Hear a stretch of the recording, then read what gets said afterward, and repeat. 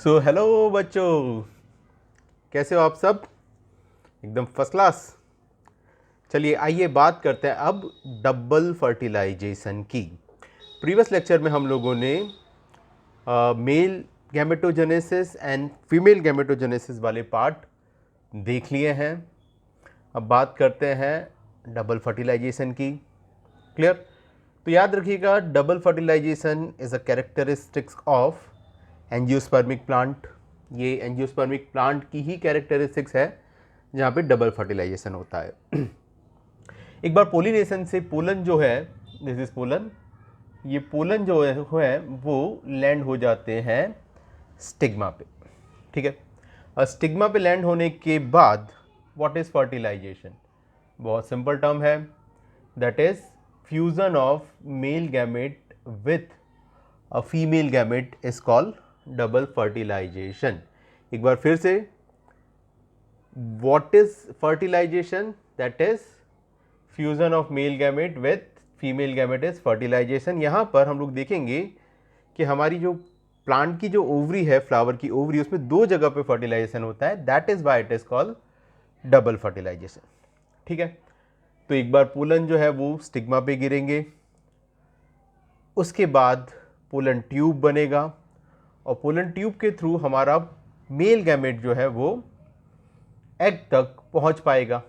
ठीक है, आप सबको पता है कि जो ब्रायोफाइटा होते हैं, जो टेरिडोफाइटा होते हैं, उसमें जो मेल गैमेट होता है वो फीमेल गैमेट तक पानी से by the medium of water flagella से फ्लोट करता हुआ पहुंचता है। बट यहाँ पर हमें पता है कि एंजियोस्पर्मिक प्लांट और जिम्नोस्पर्मिक प्लांट के pollen and male gamete non motile होते हैं, तो वो एग तक पोलन ट्यूब के थ्रू पहुंचते हैं। किसके थ्रू पहुंचते हैं? Pollen tube. और उसी को कहा जाता है सिफेनोगेमी।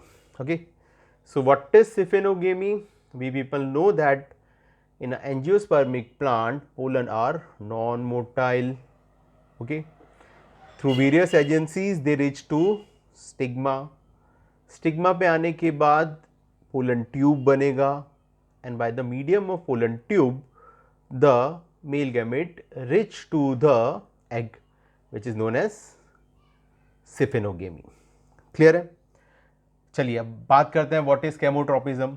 एक बार पोलन जो है वो स्टिग्मा पे गिरेगा, पोलन स्टिग्मा पे गिरने के बाद ओके, हमें पता है कि ये outer part is exine and inner part is intine.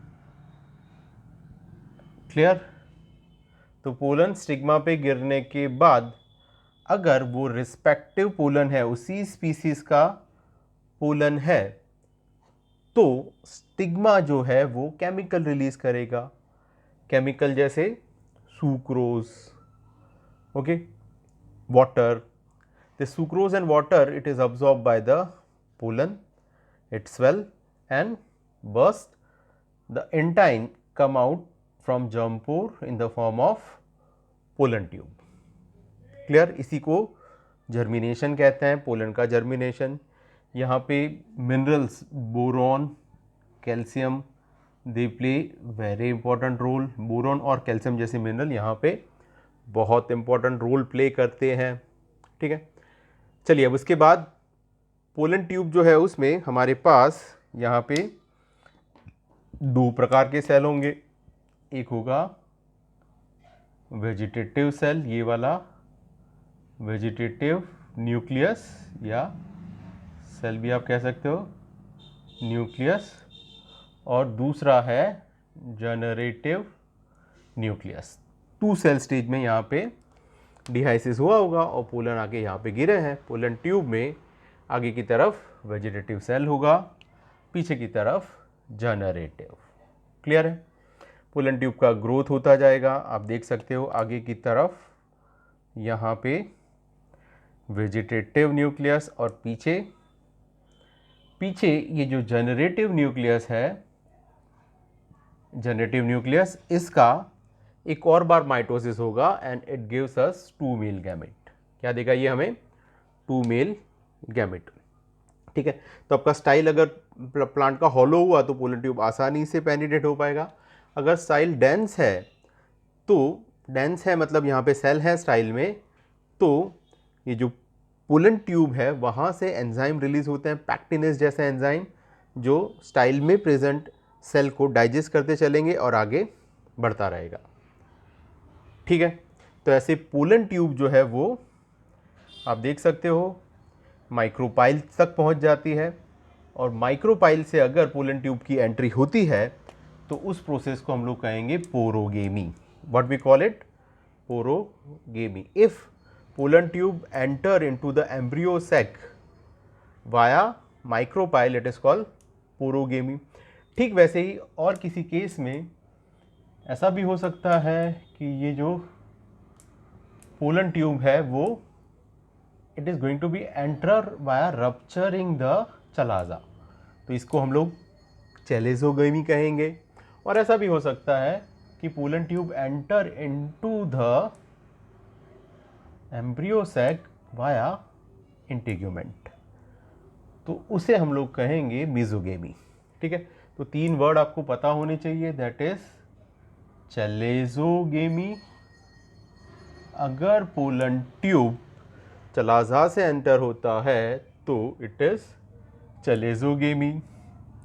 Clear? ठीक वैसे ही अगर पुलन ट्यूब इंटीग्यूमेंट से डेवलप्ड होता है तो इट इज मीजोगेमी। क्लियर है? तो what is chalazogamy, what is mesogamy? Clear. चलिए आइए, अब हमारा पुलन ट्यूब पहुंच चुका है माइक्रोपाइल तक।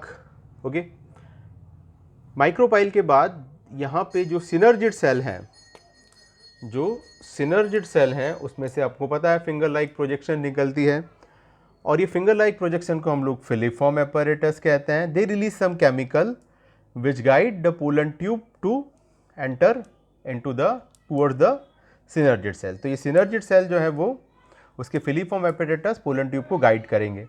ठीक है, चलो गाइड करने के बाद क्या होगा, जैसे ही हम लोग सिनर्जिड सेल तक पहुँचे, हम लोग मतलब ये वेजिटेटिव सेल, वैसे ही वेजिटेटिव सेल जो है वो डिसइंटीग्रेट हो जाएगा।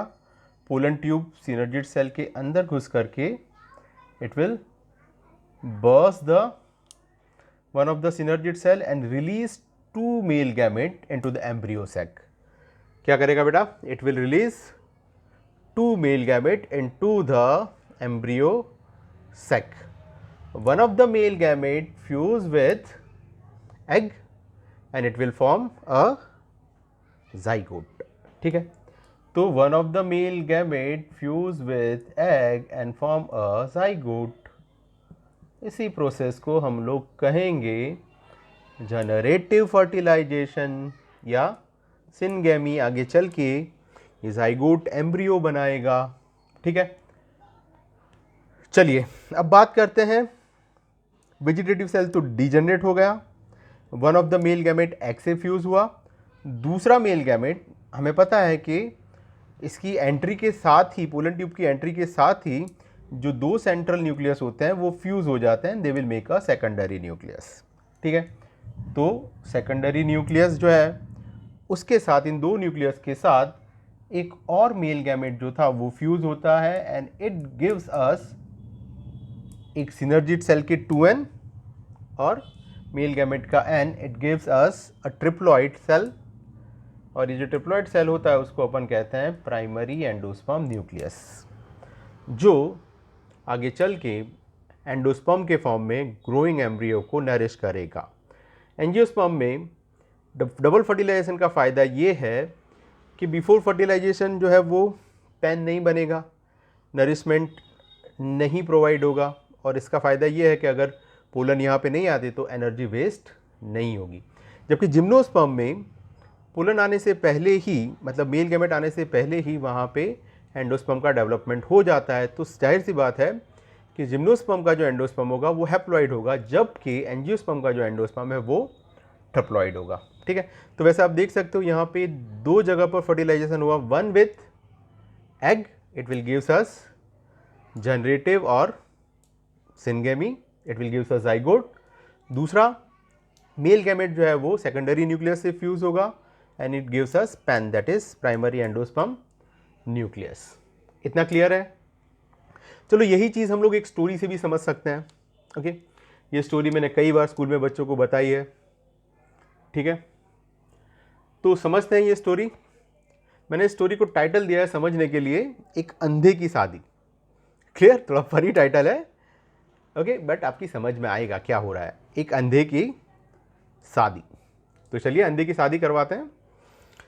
ऐसा मान लीजिए कि ये एक बहुत बड़ा महल है, आपका पूरा ओवरी जो है एक बहुत बड़ा महल है। ओके, और काफ़ी एक रिच महाराजा है, उसकी ये सारी प्रॉपर्टी है। ओके, वो महाराजा जो है वो अपनी लड़की, मतलब ये जो एग है, उसका शादी डिक्लेयर करता है। और शर्त यह है कि ये महल जो है वो बहुत भूल भुलैया वाला है। यहाँ जो सबसे पहले पहुँचेगा उसके साथ, जो भी मेल सबसे पहले यहाँ पहुँचेगा उसके साथ ये किंग अपनी बेटी की शादी करवा देगा। तो चलिए आगे बढ़ते हैं इस कहानी की तरफ। गांव में सबको पता चलता है कि भाई राजा ने डिक्लेयर किया है कि वो जो सबसे पहले महल के दरवाजे तक पहुँचेगा उससे अपनी बेटी का स्वयंवर रचा देगा। आते हैं बहुत लोग यहाँ पे, जर्नी स्टार्ट करते हैं, बट ये रास्ता इतना कठिन है कि सारे पोलन जो है वो माइक्रोपाइल तक नहीं पहुँच पाते। अब ये बात पता चलती है एक अंधे को कि राजा ने ऐसे अपनी बेटी की शादी डिक्लेयर की है। ठीक है, तो अब इस अंधे के पास एक तिलस्मी घोड़ा होता है, समझते ना, तिलस्मी घोड़ा। ओके, जिसके पास सारी पावर होती है, ऐसा घोड़ा। तो ऐसा घोड़ा हमारे पास है वेजिटेटिव न्यूक्लियस। कौन है बेटा? Vegetative nucleus. इस घोड़े पे बैठ के अंधा और उसका दोस्त, क्लियर? अंधा मतलब एक वाला मेल गैमेट और उसका दोस्त मतलब दूसरे वाला मेल गैमेट। ये दोनों महल की तरफ जर्नी स्टार्ट करते हैं। तिलस्मी घोड़ा है भाई, तबड़क तबड़क आगे बढ़ता जाता है। तो वेजिटेटिव सेल पोलन ट्यूब के साथ आगे बढ़ता जाता है। ठीक है, और ऐसे बढ़ते बढ़ते ये लोग पहुंच जाते हैं महल के दरवाजे तक। महल के दरवाजे पे पहुंचने के बाद ये लोग फिलीफॉर्म एपैरेटस से होते हुए एम्ब्रियो सैक में अंधा और उसका दोस्त पहुंच जाते हैं। 2 मेल गैमेट पहुंच गए एम्ब्रियो सैक में। ओके, वेजिटेटिव सेल का क्या हुआ? तो भाई तिलस्मी घोड़ा है, गायब हो गया। ठीक है, तो यहां से वेजिटेटिव सेल डीजनरेट हो जाते हैं। 2 मेल गैमेट, अंधा और उसका दोस्त, चले गए एम्ब्रियो सैक के अंदर, महल के अंदर। अब महल के अंदर है कंफ्यूजन। सारी जो यहाँ पे आपको पता है जयमाला जब होती है तो यहाँ पे जितनी भी दासियाँ हैं, रानियाँ हैं, उन सब ने बड़े बड़े घूंघट पहने हुए हैं। करे तो करे क्या? अंधा पूछता है उसके दोस्त से क्या करें, मतलब एक मेल गैमेट पूछता है दूसरे मेल गैमेट से क्या करें। तो वो बोलता है कि देखिए बीच वाली जो है वो शायद रानी हो सकती है, तू वरमाला डाल दे। तो अंधा जो होता है वो एग से मैरिज कर लेता है, वरमाला डाल देता है, हो गया फर्टिलाइजेशन। अंधे का दोस्त अब यहाँ तक आई है तो ये भी क्या करता है, बीच में सेंटर में उसे दिखता है, वहाँ पे वरमाला डाल देता है। मतलब one of the male gamete fuse with central cell, उसका तो लॉटरी लग जाता है। यहाँ पे तो 2 घूंघट में लड़कियाँ होती हैं, तो ये 3 हो जाते हैं, मेल गैमेट और 2 दासी हैं। ठीक है, दासियों का काम ही होता है सर्विस प्रोवाइड करना। आगे रानी और उसके बच्चों को सर्विस प्रोवाइड करेंगे, पैन के फॉर्म में नरिशमेंट देंगे। क्लियर? तो इसे हम लोगों ने कहानी के फॉर्म में समझा ताकि आपको याद रहे, एक अंधे की शादी। इस पर अगर हम पिक्चर बनाते हैं तो सुपर डुपर फ्लॉप जाएगी, लेकिन आपको ये याद रहेगा लाइफ टाइम के लिए। ठीक है, तो चलिए हमने डबल फर्टिलाइजेशन यहाँ पे ख़त्म किया, और नेक्स्ट लेक्चर में हम लोग डेफिनेटली एम्ब्रियो का डेवलपमेंट समझेंगे। Till then take care, bye bye, thank you.